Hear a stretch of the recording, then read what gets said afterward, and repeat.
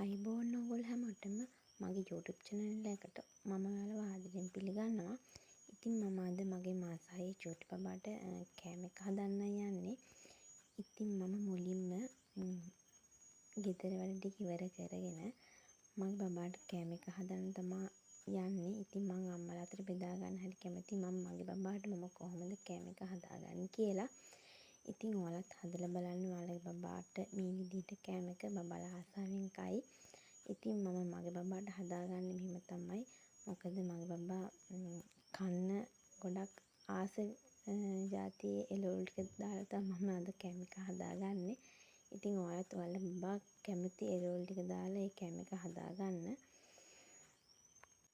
මම ගෙදර වැඩ ටික ඉවර කරලා තමයි මගේ බබාට කෑම එක හදන්න පටන් ගන්නෙ. ඉතින් බලමු කොහොමද හදාගන්නේ කියලා. ඉතින් මම මුලින්ම එළවලු ටික කපාගෙන අරගෙන තියෙනවා. ඒ එළවලු ටික පොඩිවට කපා ගන්න. මොකද ඉක්මනට තැම්බෙන්න ඕන නිසා. ඔයාලත් මේ විදිහට එළවලු පොඩි ප්‍රමාණයකින් අරගෙන එළවලු ටික පොඩියට කපා ගන්න. ඊට පස්සේ මම කරන්නේ මුලින්ම මේ එළවලු ටික හොඳට සෝදලා පොඩි කෑලි වලට කපාගෙන පස්සේ හොඳ පිරිසිදු මුට්ටියක් අරගෙන ඒ මුට්ටියට වතුර ටිකක් දාලා ඒ එළවලු ටිකක් දාලා හොඳට තැම්බෙන්න තියෙනවා. මොකද එළවලු ඉක්මනට තැම්බෙන්නේ නැහැනේ. ඒක නිසා ඒකට වතුර ටිකක් වැඩිපුර දාලා හොඳට තැම්බෙන්න තියන්න ඕනේ. මොකද බබාට නැත්තම් හපන්න බැහැනේ.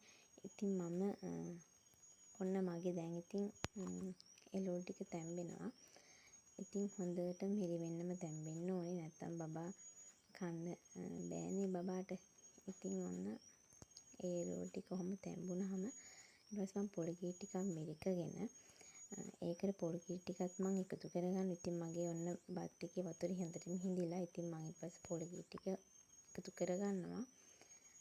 ඒ පොඩි කිරි ටික හොඳට පැසව ගන්න ඕනේ. හොඳට පැසව ගත්තට පස්සේ මම මේකට අවශ්‍ය ප්‍රමාණය මිරිස් කුඩු 3-5 කහ ටික එකතු කරගන්නවා. ඔයාලා බබා කන්න කැමති විදිහට එකතු කර. ඉතින් ඔන්න මගේ බත් එක මම හදලා ඉවරයි. දැන් ඉතින් බබාට කන්න දෙන්න තමයි තියෙන්නේ. ඉතින් ඔහොම තමයි මම බබාට බත් එක හදාගෙන තියෙන්නේ. ඉතින් ඔයාලත් ඔය විදිහට හදලා බලන්න. ඉතින් දැන් ඔන්න මගේ බබා ආසාවෙන් ඒ කෑම එක කනවා. ඔයාලත් ඔයාලගේ පුංචි පැටියට මේ විදිහට හදලා බලන්න. මගේ බබා නම් ඉතින් මං හදන කෑම ඔක්කොම ටික වෙනකම්ම කෑවා. ඔයාලත් මේ විදිහට හදලා බලන්න. ඉතින් අදට මං ගිහින් එන්නම්. ඔයාලට සුබ දවසක්. පරිස්සමට ඉන්න.